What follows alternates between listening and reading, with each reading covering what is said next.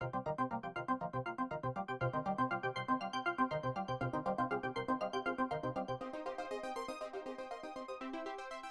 it's invisible, how do we know it exists? If there's no way to prove with hard scientific evidence that something exists, how do we know it exists?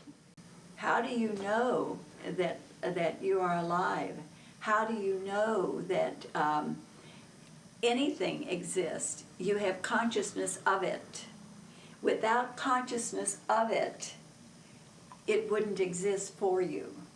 And so everything is consciousness. Now, if we can realize that a little ant crawling around the root of a giant tree would not have consciousness that he was under a tree, and yet we have consciousness of the ant and the tree and the branches and the leaf and the sky and the globe and the universe, then we have to realize there's different dimensions or understanding of consciousness. And so it has to be, because God is always becoming. God is mind. God is consciousness. And if we are mind, if we are consciousness, then we are one with God. And we finally realize that we are that power. We have been unconsciously creating all along through our thoughts. The idea that comes across again and again is somehow God is this thing outside of ourselves. Like there's this entity or something looking down at us, you know, and what you're saying is that we're all happening within whatever God is. Yes. We're all part of... Which is consciousness itself. This experience of God is actually consciousness itself. And it is a consciousness of life and the expression of life. You and I have that. Everybody has that. For people who are atheist or agnostic, to play devil's advocate for a moment, if God is consciousness itself,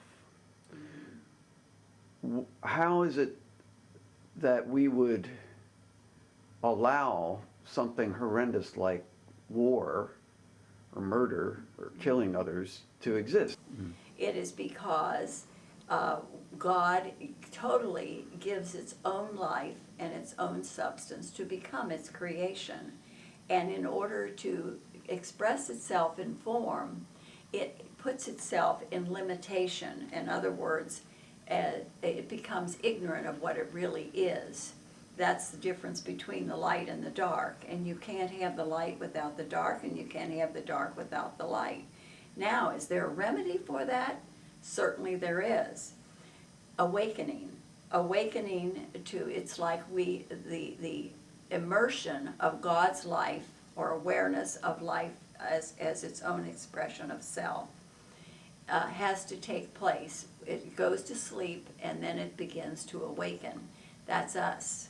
We are that life. We are awakening, and we are going to continue to awake. And why do we have to go through these trials and these tribulations and killing and suffering? Because we are going to learn love and compassion through our experience. And we can decide how fast we're going to learn it or how long we want to take to learn it.